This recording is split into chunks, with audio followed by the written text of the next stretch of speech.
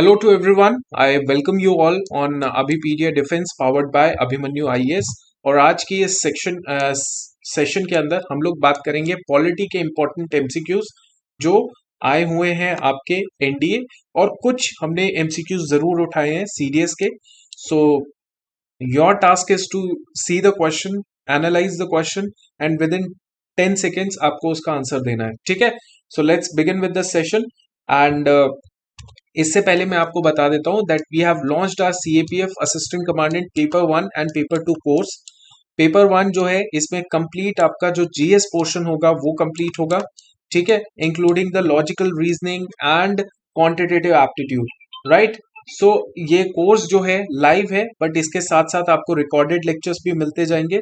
सो इस कोर्स के अंदर आपको टेस्ट सीरीज भी मिलेगी और कंप्लीट कोर्स आपको मिलेगा। इसके अलावा जो पेपर 2 है, पेपर 2 की अगर बात करें तो इसमें सारे जो टॉपिक्स हैं, सोशल इश्यूज, पॉलिटिकल इश्यूज, इस सारे टॉपिक्स को कवर किया जाएगा पेपर 2 के तहत। ठीक है, सो ये कोर्स आप जरूर ज्वाइन कीजिए। इसके अंदर हम लोग डिस्काउंट भी दे रहे हैं।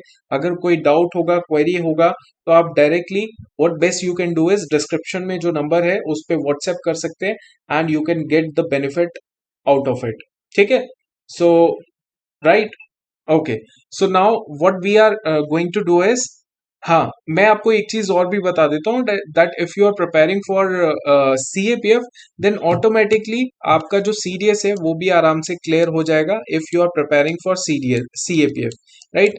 तो सीडीएस की भी तैयारी आपकी सीएपीएफ के अंदर ही होती रहेगी। अब पहला सवाल देख लेते हैं। The following are enshrined in the preamble of to the constitution of India. ठीक है, तो सीडीएस 2017 का सवाल है, थोड़ा सा बड़ा सवाल है। प्रीएम्बल जो कि सबसे इंपॉर्टेंट आपका एक संविधान का पोर्शन है, उसके ऊपर सवाल है। तो पहला जो स्टेटमेंट है that is equality of status and opportunity, equality of status and opportunity. Next statement is liberty of thought expression, faith, belief and worship. Justice जो कि होती है social, economic, political. Fraternity, assuring the dignity of individual, unity and integrity of the nation. Which one of the following is the correct order in which they appear in the preamble? Correct order क्या है preamble पे? अब देखिए, ये सवाल जो है ये कोई नया सवाल नहीं है। प्रीएम्बल सबसे इंपॉर्टेंट है, ठीक है। अब इस प्रीएम्बल को जिस बच्चे ने बहुत गहरे तरीके से पढ़ा होगा वो इसका आंसर दे सकता है, ठीक है। It comes under the category of moderate to difficult question, ठीक है। सो आंसर दीजिएगा इसका। ओके, आपके पास है 10 सेकेंड, आंसर दीजिए।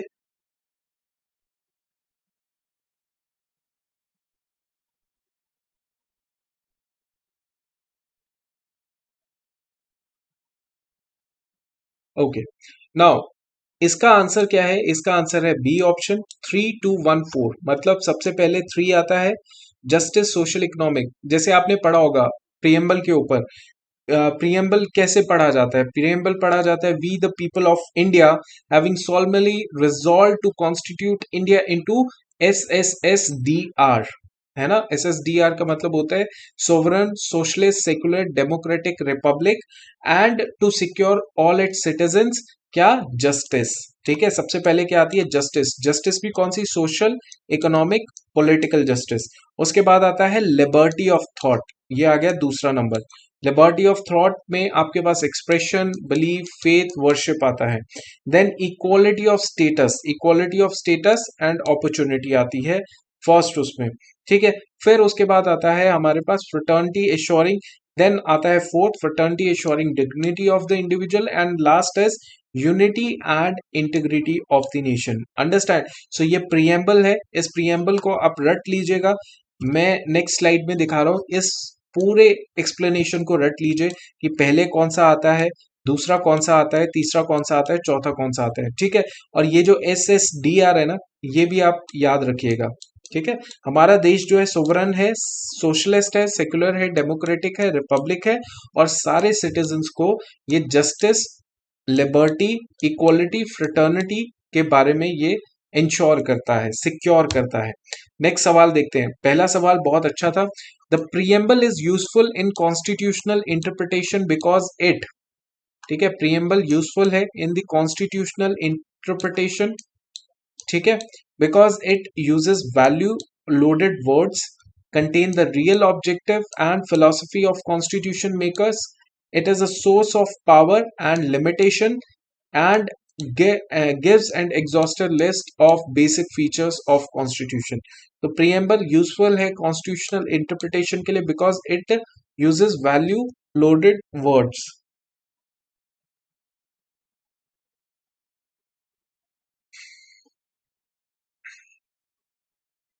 हाँ जी, तो इसका आंसर क्या है? आपके पास है 5 सेकंड, थोड़ा सा ध्यान लगा के देखिए क्या होना चाहिए इसका आंसर।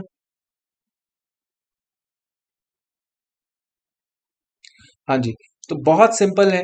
जब भी दुविधा आती है सुप्रीम कोर्ट को, हाई कोर्ट्स को, कि कॉन्स्टिट्यूशन को रीड करने में, इंटरप्रेट करने में, so they always refer preamble, they always refer preamble.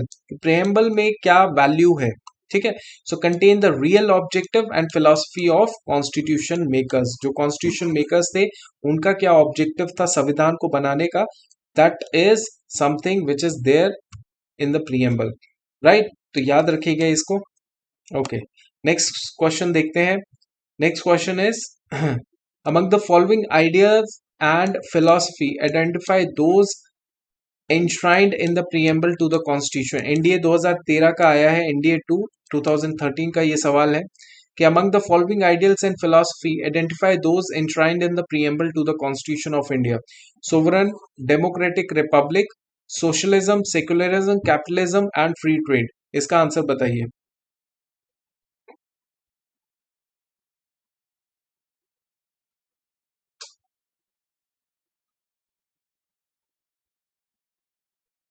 ठीक है, so it says that according to the preamble of Indian constitution, India क्या है? इंडिया मैंने आपको बताया, जो अभी बताया, सोवरन है, डेमोक्रेटिक है, रिपब्लिक है कि नहीं, सोशलिस्ट है और सेक्युलर है। इट इज नॉट कैपिटलिस्ट या फ्री ट्रेड, ऐसा कुछ भी नहीं लिखा हुआ हमारे प्रीएम्बल के अंदर, कुछ भी नहीं है। तो it is a simple question, ये हमने पढ़ लिया था, SSSDR, है ना, ऐसे लर्न कर सकते हैं, SSSDR, ठीक है, क्लियर। नेक्स्ट क्वेश्चन देखते हैं। Which one of the following objectives is not embodied in the preamble to the Constitution of India? कौन से ऑब्जेक्टिव्स हैं जो preamble to the constitution of India में नहीं है?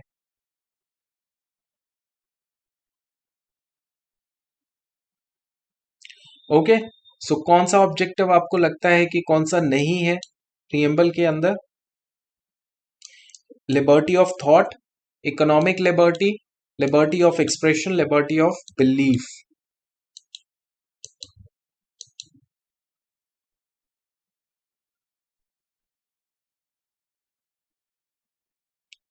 ठीक है, सो ये है इकोनॉमिक लिबर्टी। ठीक है, अगर लिबर्टी की हम लोग जब भी बात करते हैं ना, तो लिबर्टी ऑफ थॉट बोला जाता है, लिबर्टी ऑफ एक्सप्रेशन बोला जाता है, लिबर्टी ऑफ बिलीफ बोला जाता है, और साथ ही साथ लिबर्टी ऑफ फेथ बोला जाता है। ठीक है, लिबर्टी ऑफ फेथ भी है। ठीक है, तो ये कीवर्ड्स हैं, ये कीवर्ड्स आपने लर्न करने हैं। ठीक है, liberty of thought, liberty of expression, liberty of belief, liberty of faith and worship. Faith और वर्शिप, ये दो वर्ड्स और हैं जो आपने लर्न करने हैं, but economic liberty as such कुछ भी नहीं है, नहीं बोला गया लिबर्टी ऑफ दिस। ठीक है, the mind of makers of the constitution of India is reflected in which of the following. Simple question, ये सवाल हमने कर लिया है। प्रीएम्बल में ज्यादा सवाल पूछे जाते हैं तो इस तरीके के पूछे जाते हैं।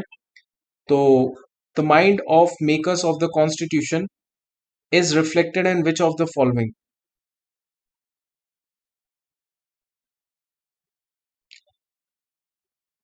Preamble, fundamental rights, directive principle of state policy, fundamental duties।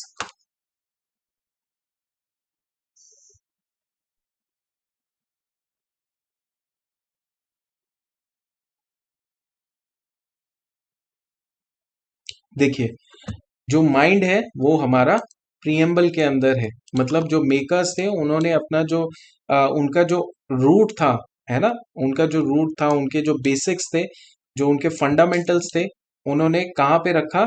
उन्होंने प्रीएम्बल के अंदर उसे इंक्लूड किया था। ठीक है, सो जैसे कि आपके सामने ये Alladi Krishna Swami Ayyar, he was the member of constituent assembly, इन्होंने बहुत क्लियरली बताया, the preamble to our constitution expresses what we had thought और ड्रीम्ड सो लॉन्ग। तो जो हमने इतने सालों से सोचा और उसके बारे में सपना सोचा, वो सारा का सारा एक्सप्रेस करता है हमारे प्रीएम्बल के अंदर। ठीक है, तो ये याद रखिएगा। नेक्स्ट सवाल बहुत लंबा चौड़ा है, बट आंसर इसका इतना मुश्किल नहीं है। The constitution of India divided the states of India in categories of ABC and D in year 1950. In this context, which of the following statement is correct?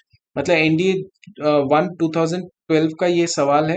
NDA 1 2012, the Constitution of India divided the states of India in categories A, B, C, D in the year 1950. In this context, which of the following statement is correct? The Chief Commissioner was the executive head of the category A states. The Rajpramukh was the executive head of the category B state. Governor, executive head of the category C and D state. ठीक है, सो यहाँ पे राजपुरा मुख was the executive head of A category A state. Chief Commissioner was the executive head of category BC state. Governor was the executive head of the category D state.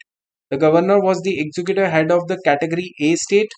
Rajpura Mukh जो है was the executive head of category B state.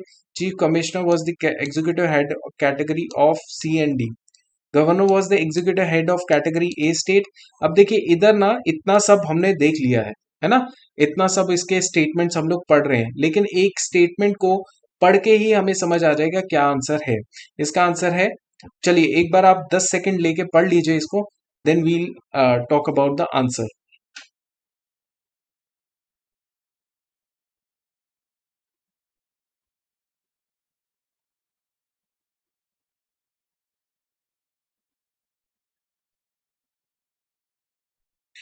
ठीक है, तो आपने जो answer दिया है वो सी आंसर दिया है।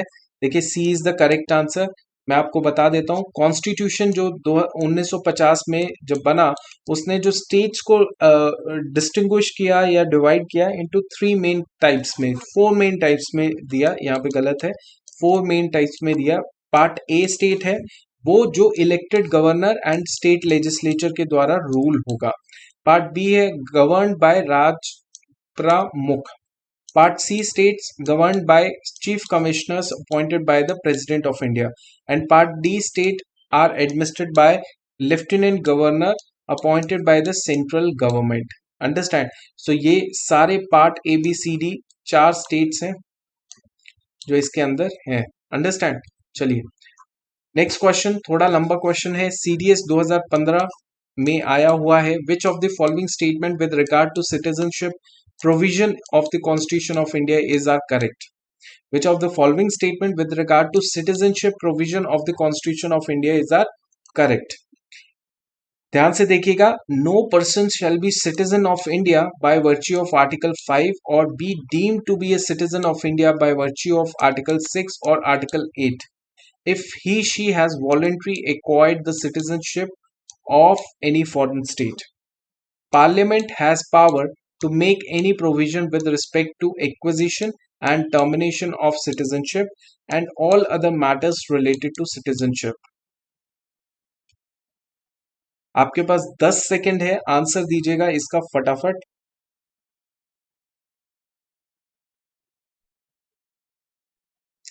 चलो इसका आंसर क्या है? इसका आंसर ये है कि इसका आंसर दोनों सही है।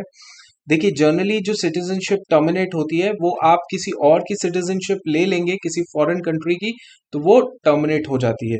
दूसरी बात, पार्लियामेंट के पास पावर होती है about the acquisition and termination of citizenship of the person. ठीक है, तो इसको याद रखिएगा। In which part of the constitution details of citizenship are mentioned? NDA 2008 का है, इसीलिए 2008 का सवाल है, इसीलिए एक वन लाइनर है, ज्यादा मुश्किल नहीं है। आंसर है वन, फर्स्ट पार्ट में, सेकंड, थर्ड या फोर्थ?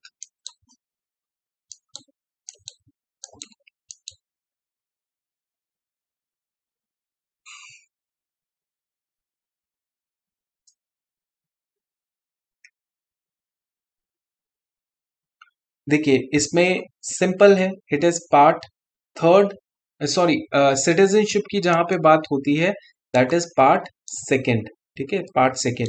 पार्ट थर्ड तो आपको पता ही है, fundamental right. Part fourth you know it is directive principle of state policy. Citizenship बहुत ही क्लियर है, पार्ट सेकेंड में है। और ये जो पार्ट सेकेंड है इसमें आपके पास आर्टिकल आते हैं फिफ्थ से लेके 11 आर्टिकल, फिफ्थ से लेके 11 आर्टिकल तक सिटीजनशिप के बारे में एक्सप्लेनेशन है। अब देखिए एनडीए 2009 का सवाल है, NDA 2009। A person who was born on January 26 1951 in Rangoon, whose father was whose father was citizen of India by birth at the time of his birth is deemed to be Indian citizen by descent. A person who was born on January 1st, 1988 in Itanagar, whose mother is a citizen of India at the time of his birth, but father was not, is deemed to be a citizen of India by birth. इसका कौन सा statement है जो सही है? देखिए citizenship जो है वो चैप्टर थोड़ा सा टेक्निकल होता है, उससे सवाल भी कम आते हैं, लेकिन जब आते हैं तो वो कैटेगरी हमेशा डिफिकल्ट वाले सवालों की होती है। ठीक है, सो डिफिकल्ट वाले सवाल जो है इस चैप्टर से पूछे जाते हैं जनरली। इसका आंसर क्या है? इसका आंसर है very very clear, it is only one is the correct answer. जो बॉर्न हुआ है ऑन 26 1951 रंगून में, उस फादर जो सिटीजन है इंडिया के बर्थ की वजह से at the time of his birth is deem to be a Indian citizen by descent. Right, याद रखिएगा इसको। नेक्स्ट सवाल देख लेते हैं। Under which of the following condition can citizenship be provided in India? 2010 का सवाल है। One should be born in India, either of whose parents are was born in India, who has been resident of India for not less than 5 years.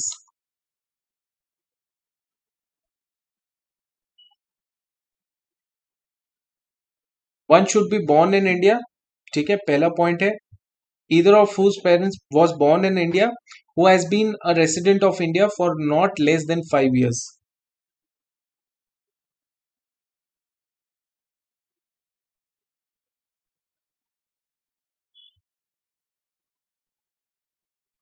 ठीक है, सो यहाँ पे आपके पास citizenship provide की मिल जाती है इन कंडीशंस में। कौन सी condition?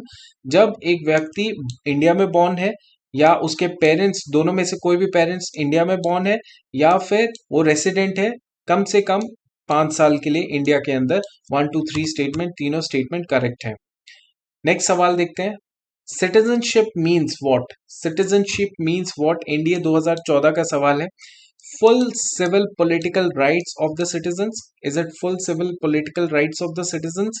The right of suffrage for election to the House of People and Legislative Assembly of every state. The right to become member of the Parliament and member of Legislative Assembly. इनमें से बताइए क्या citizenship का मतलब होता है?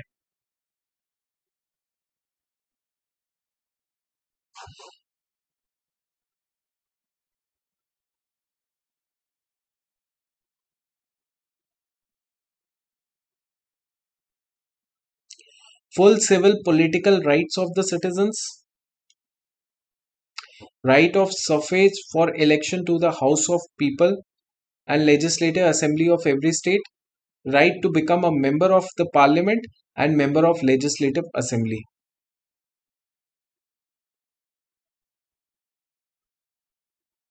So answer is D, that is correct. ठीक है, सिटीजनशिप के बारे में आपको पढ़ना है, पार्ट सेकंड में पढ़ सकते हैं, आर्टिकल 5 to 11 में पढ़ सकते हैं। Which one of the following features of citizenship in India is correct? कौन से फीचर्स हैं सिटीजनशिप के रिगार्डिंग इंडिया में करेक्ट हैं? मैं आपको एक चीज बता दें, तो ये 2015 एनडीए का सवाल है। मैं एक चीज आपको और भी बताता हूँ, दैट एनडीए और सीडीएस जो स्टूडेंट भी ये चाहते हैं कि they want to see their career in the armed forces, what best they can do is they can join our courses. यहाँ पे आपको टेस्ट सीरीज एनडीए का कोर्स कंप्लीट मिल जाएगा, सीडीएस का कोर्स कंप्लीट मिल जाएगा। आप डायरेक्टली व्हाट्सएप कर सकते हैं, कांटेक्ट कर सकते हैं, the number that is given in the description. And साथ ही साथ अपना जो ड्रीम है to make sure कि you become lieutenant in the Indian Army or the respective ranks in the other forces. तो आपको यहाँ पे ज्वाइन करके कंप्लीट मेंटोरशिप भी मिलेगी. ठीक है. Dual citizenship of state and nation. तो one of the following features of citizenship in India is correct. कौन सी है? Single citizenship of the state, single citizenship of whole of India, dual citizenship of India and another country.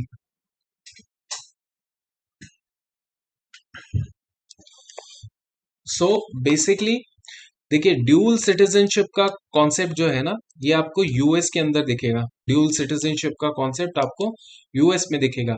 India में तो केवल single citizenship का concept दिखता है और होल ऑफ इंडिया में सिंगल सिटीजनशिप का कॉन्सेप्ट दिखता है और होल ऑफ इंडिया में. ठीक है. सो इसको ध्यान में रखिएगा.